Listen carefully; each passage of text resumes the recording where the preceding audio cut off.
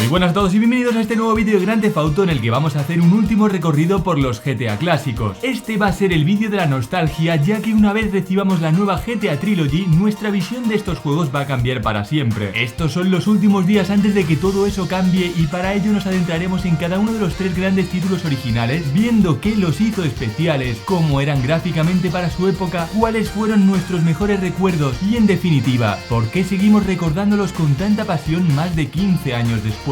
Pero además, entre todas las personas que estáis viendo este vídeo, voy a sortear una GTA Trilogy que podéis ganar para tener lista antes del lanzamiento. Para participar solo tenéis que estar suscritos al canal y seguirme en Twitter o Facebook, así como poner un comentario en este vídeo. Si ya estáis suscritos o me seguís, ya cuenta. Si no lo estáis, ahora es vuestra oportunidad. Ya sabéis, para participar en el sorteo, suscribiros al canal, seguidme en Twitter o Facebook, vale, cualquiera de las dos, y poned un comentario en el vídeo. Podéis poner lo que queráis, pero a lo largo del vídeo os voy a hacer unas preguntas que os van a traer muy buenos recuerdos que estaría bien que compartierais en ese comentario. Dicho eso, sin nada más que añadir, comenzamos.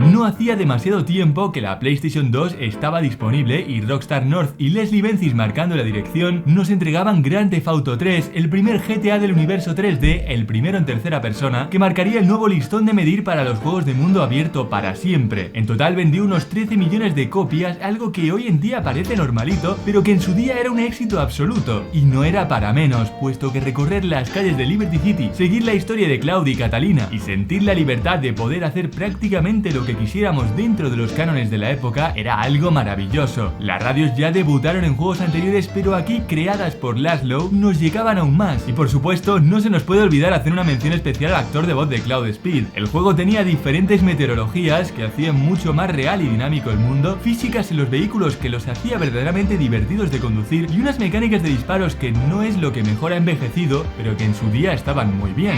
Pasando a los recuerdos especiales, cada uno tendrá los suyos. Yo recuerdo especialmente reaparecer en el hospital Sweeney y rápidamente ir a coger la ambulancia para activar las sirenas o dar la vuelta por las calles de detrás saltando el césped para buscar un autobús. El sonido de los menús, los colores que rodeaban a las armas que se podían coger, la primera vez que ves las armas especiales en las tiendas de armas y ves que tienen colores especiales, coger la lancha de policía o intentar despegar el dodo, algo que no recuerdo si llegué a conseguir alguna vez por aquel entonces.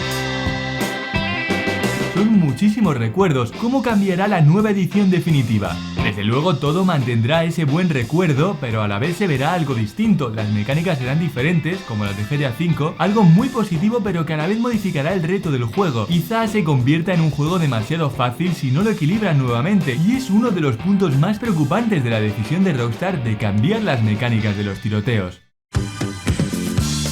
2002, solo un año después, repito, solo 12 meses después, salía el tan especial Grand Theft Auto Vice City. 16 millones de personas se hacían con una copia de la Miami de Rockstar y seguía a su protagonista Tommy Vercetti, esta vez sí con voz. ¿Y qué voz? Del mismísimo Ray Liotta, muy conocido por la película de Scorsese Goodfellas.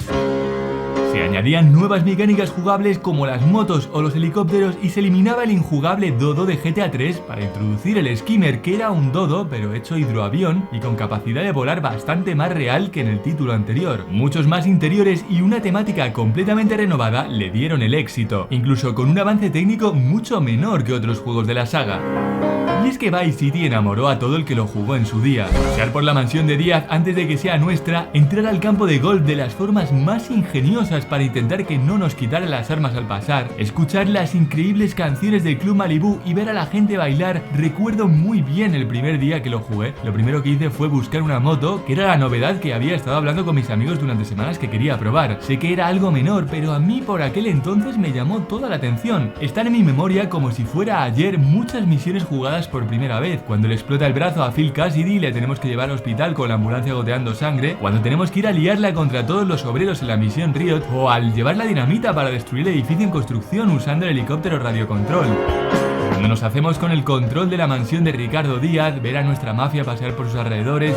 Es verdad que he jugado a GTA Vice City muchas veces posteriormente, la última no hace mucho, pero mis recuerdos son de cuando hice estas cosas por primera vez con el mando de PlayStation 2 en la mano. ¿Cómo cambiará esto la nueva edición definitiva? Dejando de lado el mismo reto de las mecánicas que hemos visto en GTA 3, se eliminarán las pantallas de carga entre islas, algo que en PC ya era mínimo, pero que si recordáis cómo funcionaba en PlayStation 2, cortaba el ritmo muchas veces. Tengo miedo por muchísimas canciones que podrían desaparecer de las radios por la pérdida de derechos que ha tenido Rockstar en los últimos años, y tengo mucha curiosidad por ver cómo será el Club Malibu, cómo será ese ambiente tan extraordinariamente mítico, y si habrá perdido algo de su esencia, la habrá mantenido o la habrá potenciado. Por último, 2004. Here we go again.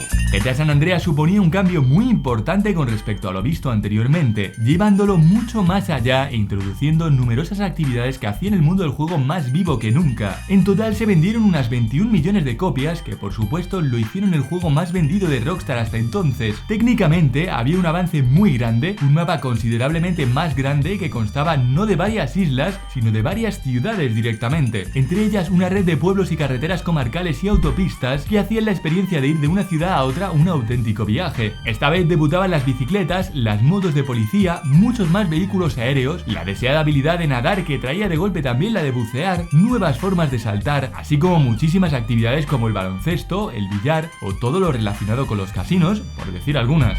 Además, introducía por primera vez un modo para 2 jugadores que se activaba yendo a una ubicación concreta cuando tenías enchufados 2 mandos a la Play y que permitía escoger a 2 NPCs que manejar. Mis mejores recuerdos tienen relación con todo lo que a los Grove Street Families se refiere. Incluso dibujaba los árboles del juego de los Families y los Balas, las UCIs, la chica rubia, todo eso lo dibujé. Recuerdo también antes del lanzamiento comprar todas las revistas que hacían previews. Recuerdo una que tenía una foto de un maletero abierto y pensar que esta vez se iban a poder abrir el maletero, las puertas y el capó. Una auténtica tontería, pero como todas esas pequeñas cosas que nos llaman la atención cuando tenemos algo tan potente y novedoso ante nosotros. Estas, como recordaréis, no ocurrieron. Esa imagen que yo vi pertenecía a una cinemática, pero no puedo pensar sin abrumarme, ya que fueron infinitas emociones, tanto antes del lanzamiento como ya con las manos en el mando. Las misiones de bailar, conquistar territorios, la primera vez que consigues el jetpack.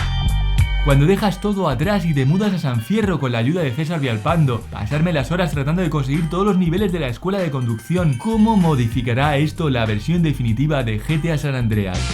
Pero con muchas ganas que hayan solucionado bugs de la época, como el que consigas el mejor coche de todos después de buscarlo con mucho esfuerzo y que empiece a aparecer por todas partes justo después. Un error de memoria que actualmente se soluciona fácilmente, pero que era propio de aquella generación. Tengo interés en saber cómo será la misión de ir a Liberty City o cómo será el manejo del jetpack. ¿Habrá nuevos easter eggs que pondrá en esos míticos carteles como el de lo alto del puente de San Fierro?